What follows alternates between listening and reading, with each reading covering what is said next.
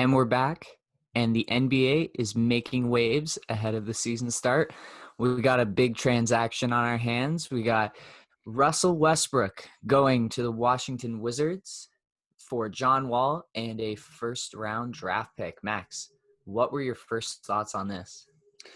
I believe my first exact thoughts were, didn't I just read something in the last 2 weeks of the Washington GM owner saying they have no plans to trade John Wall? Yeah, but all the GMs are gonna say that, and they're gonna, oh, we love our players, we love everything we have. Is kind of what Masai did. It's like we want to keep DeMar and Kyle together. Oh, Kawhi's available. All right, let's do it. Yeah, it just cracked me up a little. The second thing I looked at or I wondered about was, is this a salary thing? Like, is one team trying to do something about salary? So I looked it up, and on paper, these are very similar players, which I guess can be our first talking point. So Russell Westbrook is 32 years old. He has a 3-year contract with a player option on the third year, I believe, with a $41 million cap hit. And John Wall is 30 years old and has the exact same contract. And they are both at their best all-star level point guards. So my second thought was, on paper, these are very similar players. And I'll get your thoughts on that in a minute. I'll just add my third thought was, it seems like the first round pick that the Wizards are giving up is kind of a insurance premium on Wall's health. Exactly. That's exactly how I saw it too. So these guys are, and I would actually say Russell Westbrook made an all NBA team last year. So he's, I guess, if you look at it that way, he's one of the 15 best players in the league. And this move for Washington is basically, they know that Beal and Wall, they've already had this experiment for 8 seasons now, didn't really get them past the second round, and it's not going to move the needle for them. So they want to get someone. Russell Westbrook puts up 7 more points a game, and he's just a little bit more of a sure thing at this point in both of their careers, because they don't know what Wall's going to look like coming back from injury. So for them, it's all right, get something new in. This trade definitely, like, Beal had to approve this trade, so he wanted in on this trade. And so it's bringing in a guy who is going to be exciting. We've never seen Russell Westbrook in the East, Russell Eastbrook. Uh, and this Washington team, it elevates their status in the Eastern Conference discussion, I think. And so from that perspective, it's a nice move. However, I think Houston wins this trade because of the fact that James Harden already wants out, and he wanted Russell Westbrook gone, and no one else in the league wanted him. And they were able to get a first round draft pick who, you never know what this will end up being. I don't think the Wizards can go that deep, so it could actually end up being a decent pick. It is very technically protected. I took a quick look at the Yeah. protection, and I couldn't wrap my head around it in 10 seconds, but it seems like it can't be like a top 10 pick. Yeah, it'll end up being a late first round draft pick, but it won't be like in that high 20s, I don't think. So it'll be a decent pick, and at least they're getting some value. And then you get that when you probably would have lost Westbrook for nothing at some point because no one else wanted him. And then at the same time, you get John Wall, who we don't know what he's going to look like right now, but if he ends up being pretty stellar, you can flip him for some more assets in the future. And so I think they kind of salvaged something out of nothing there with this Westbrook contract. And I think what it really does for them is it kind of opens the door even a little bit wider that James Harden's probably going to be on the move at some point. I was thinking about it a little differently. I was thinking the Houston Rockets win this trade if it gets James Harden to a little more interested in staying. It shows, because last time we were talking about the Houston Rockets, like, what's the best way to blow this team up and start rebuilding? And I mean, maybe they're going to look for half a season out of Wall of great production just to prove he is a high valued asset and then flip him to a team that needs that kind of player. But it also might be an attempt at staying a real contender in the West. And I guess I'll move on to this. The other part about this trade I find really interesting is you're switching point guards for the teams with the number 1 and number 2 scoring points per game player last season in James Harden and Bradley Beal. I believe Harden had 34 point something and Beal had 30.5 or 29.5, but they were 1 and 2 and they're both shooting guards. So give me your thoughts on how Wall might complement Harden and on how Westbrook might complement Beal. It's really tough to know. I think both Westbrook and Wall aren't the best fit with Harden, especially in the way that Houston offense has traditionally been designed. You just want to have 4 shooters around James. But the thing that Wall does that everyone's been talking about is at his best, he's the 20 and 10 guy and one of the league's leaders in assists every year. And he's perennially that guy who's going to get your offense. He's going to give them something if James Harden is either on the bench or is overworked and needs to move off ball a little bit more. So with D'Antoni leaving and this offense potentially changing, it does open up more opportunities for James Harden to be moving around off ball a little bit more and less of the kind of stand, watch him dribble 15 times and then take a step back 3. And so that's kind of the element that John Wall could add to the offense. Before we move on, then, let me ask you, has Houston done this experiment already with Harden and looking for that type of player and Chris Paul, or what's going to be different from John Wall? They absolutely have. The difference is the coach, right? Yeah. So he's not, I don't think Steve Silas is going to sit there and say, okay, we're going to run this same thing where it's a bunch of everyone looking at James Harden dribble and then he's going to drive and kick out. I think they're going to try and implement a little bit more action and movement rather than sticking the guys in the 4 corners and have James at the top of the arc doing his thing. So that will help get him off ball a little bit more and maybe will make their offense a little bit more dynamic. But I don't know if Harden's going to be into that, which could lead to him getting traded down the line. And then on the other side, Westbrook already has, and it's tough to compare the two, but he has some experience playing with a guy who can just absolutely score the heck out of the ball. Besides Harden, you've got Bradley Beal, and then he's played with Kevin Durant, right? So Bradley Beal's kind of, in a sense, he's not Kevin Durant, but in the sense he's a guy at the end of a game, he's your number 1 go-to guy who could probably score on just about anyone. And in that sense, he's similar to Kevin. So Westbrook has had that experience, and hopefully he's your guy that's going to give you 3.5 quarters of energy and everything that he does and the chaotic being that is Russell Westbrook. But when it gets down to the end, he has a guy in Bradley Beal who is going to make tough shots and has actually proved that he can make tough shots, I guess, at a greater clip than James Harden has. So this could end up being a better fit for Westbrook. It'll be interesting to see how it turns out. Yeah, I guess. So the time we evaluate how this trade works out for Houston, it sounds like, is mid-season. What's the chemistry look like between Harden and Wall? Has Wall returned to his pre-injury levels of production? And has James Harden's changed his tune at all about wanting to leave Houston? Yeah. Whereas for Washington, it doesn't really sound like we'll be able to evaluate till their postseason's over. Yeah. I think Washington is a 5 to 8 seed in the East. I see Harden still wanting out. I see Wall being 50% and 60% of what he was and probably getting traded for a late first-round draft pick for a team that maybe wants him coming off the bench in a playoff run. That's kind of how I see the scenario going.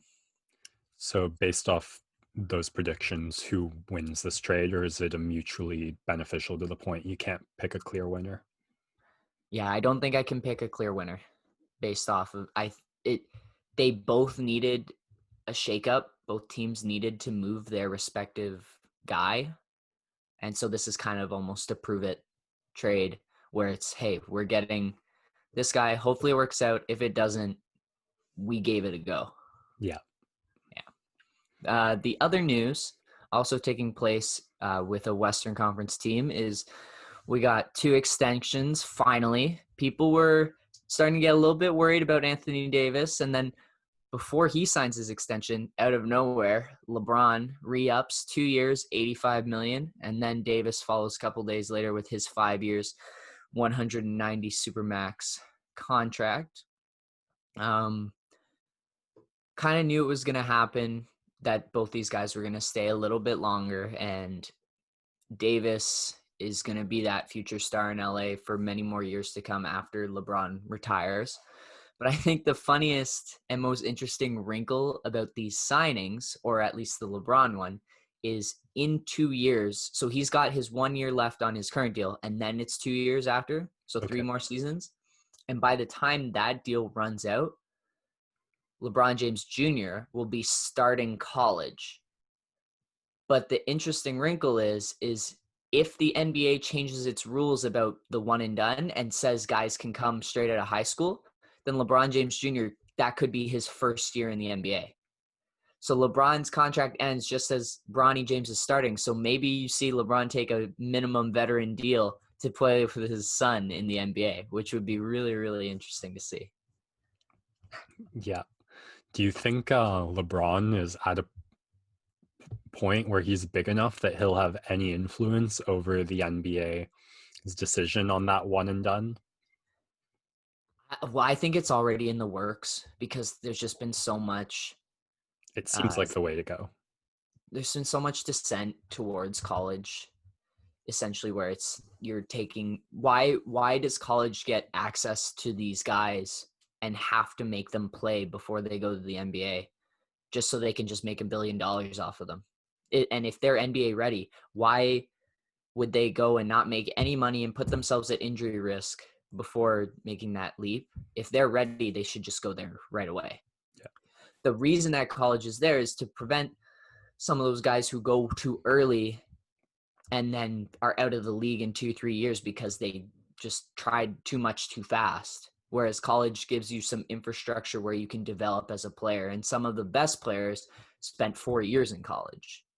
And that's how you just become a better basketball player. So it'll be interesting to see. I think eventually they're just going to leave it up to the players to make a decision. And I think down the line, we'll also see colleges starting to have to compensate their players a little bit more. Fingers crossed, hopefully for them.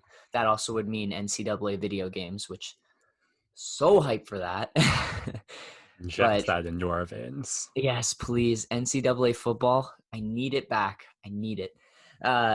So that's the fun stuff, is if we could see a father-son, and the father being one of the greatest 5 players of all time and the son being deemed the next great thing. Yeah.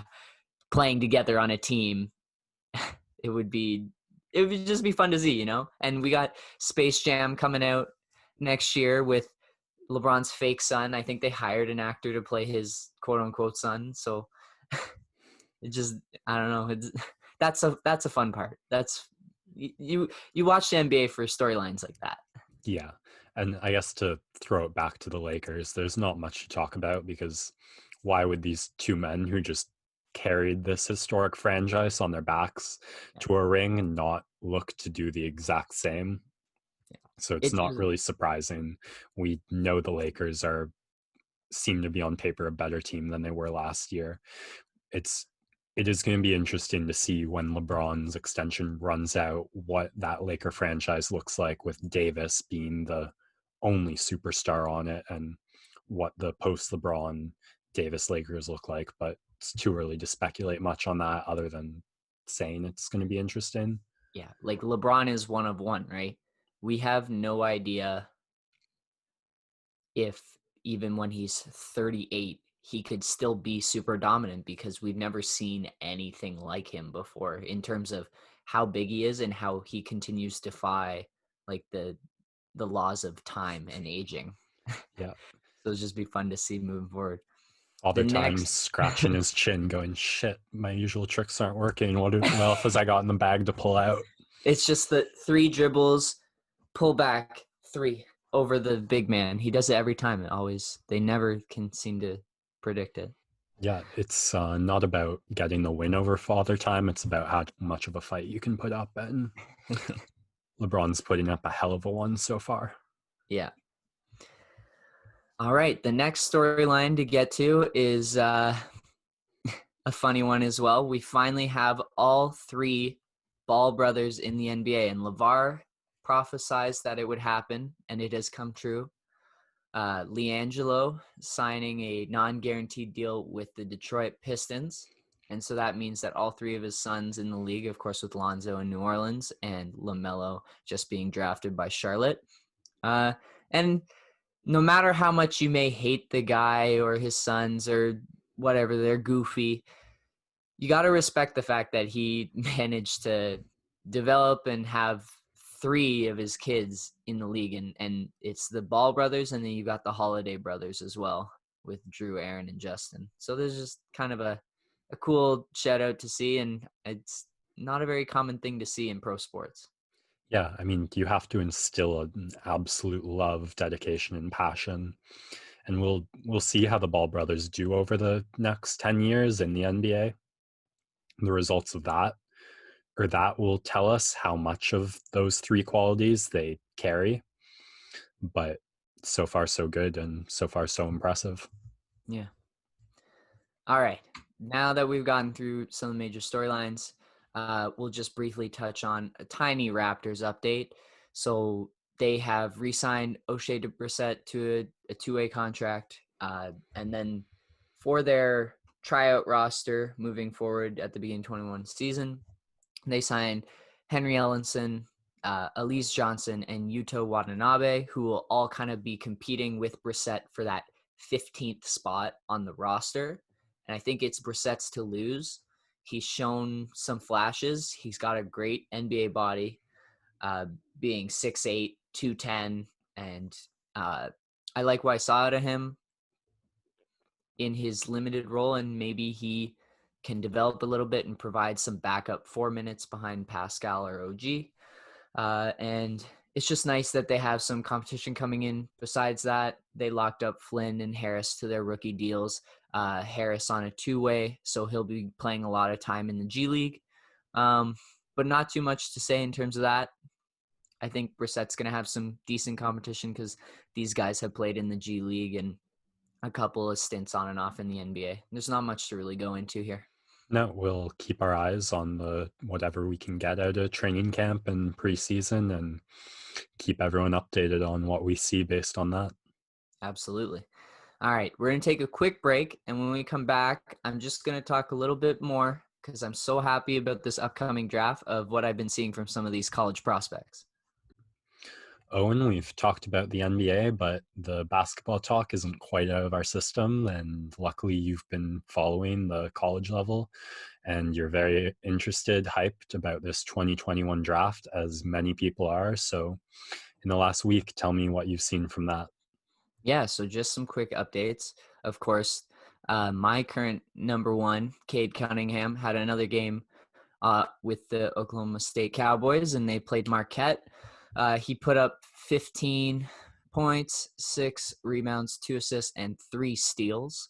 And this game was low scoring. Marquette's a really solid team, and I think the biggest thing he showed in this game was the fact that he can be an elite perimeter defender. And again, I really love some of the action that Oklahoma State uses where on offense, they'll have Cade set a screen near the free throw line for a center to come up. The center receives the ball, and Cade immediately pins his smaller point guard matchup in the paint for like an easy post touch, and he scores on a lot of those. And so he looks like he's settling into a nice system there, and continues to develop his game, and the defense looks really exciting, and it's really tantalizing as a prospect if you can come out of college and have like plus skills on both ends of the floor, being able to defend like 1 through 3, 1 through 4, and also be able to run an offense. It's just like very rare to see. The less holes you leave on your defense, the more minutes your team can give you by not having to cover those holes. Exactly. The next guy, so then talking about defense, the next guy who I watched, Jalen Johnson with Duke, they lost to Michigan State, I believe, and he, again, looks super imposing. He has a little bit of Zion-ish feel to him where he has some blocks where he just jumps out of the building and will swat something at the peak of its flight path. But then there was a couple moments where he got caught looking at his defender and trying to break down what was happening on an off-ball screen. And then his teammate got blown by and he wasn't there to help because he was watching the action off ball. So it's just some of those things where he's got to pick up a little bit more on being present off ball, but also being able to help his team in the case that there's some blow by. So that was kind of what stood out to me for that game. But he's a physical freak, man. He looks so intimidating on both ends of the floor.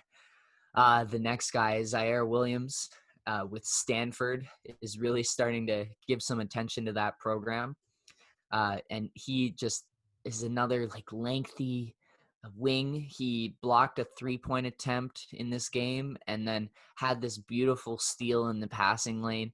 And like he flies in and he gets rebounds and he finishes tough. A lot of these guys are just like super gifted physically. And the one thing with Zaire that kind of stood out to me compared to some of these guys is his 3-point shot. He's looking really confident and he's shooting it from pretty deep because the college line's a little bit closer than the NBA line, but he was shooting it from NBA range on some of these attempts and it was like not touching any rim. It was going straight down. Wada. And then the other thing that stood out to me in that game was his teammate, Brian Wills. I think because Zaire is giving Stanford more coverage, his teammate Brian's going to benefit from this because this kid is tough. He's like 6'3" point guard, but he was all over the court in that game. Like he was definitely their MVP of that game. And I'll be excited to watch him a little bit more because he might be able to sneak into the draft because in a lot of the mock drafts, I don't see him anywhere on these lists. So he's a guy who could maybe make a name for himself and try and sneak into that second round because his teammate Zaire is getting so much hype. The next guy on my list, Evan Mobley, center at USC. Hey. Shout out. He had an absolutely vicious block in this game where he met a guy at the rim and like just swiped the ball away from him and the guy fell down on like his shoulder. He just sent the guy sideways with the force of the block, completely clean and just like obliterated the dude. And then the other thing I saw from Mobley that looked really nice was he'd receive the ball in the post. He'd turn and it was, I wouldn't say Anthony Davis-esque because that's giving him a little bit too much credit, but he'd turn face up and just be able to shoot over any of his matchups. And then the other thing I pointed out in the USC game is they ran this play for him where he was setting a screen near kind of the top of the key where one of the wings are diving down towards the paint. And then someone else would come up and set him a back screen for a lob where he'd be rolling and catching a lob. And the first time he caught the lob and just laid it in because it was like a little bit outside of his catch radius and he did a great job adjusting. And then the next time they ran that play, both guys came to get him and it left a shooter wide open. So that was just kind of a fun play to highlight. If you go back and watch the highlights, I enjoyed that. That was just a good piece of basketball by the coaching staff. You want me to ask my sister to try and get like a hat signed for you yet? Oh, I mean, I wouldn't say no. The kid's going to be great in the league.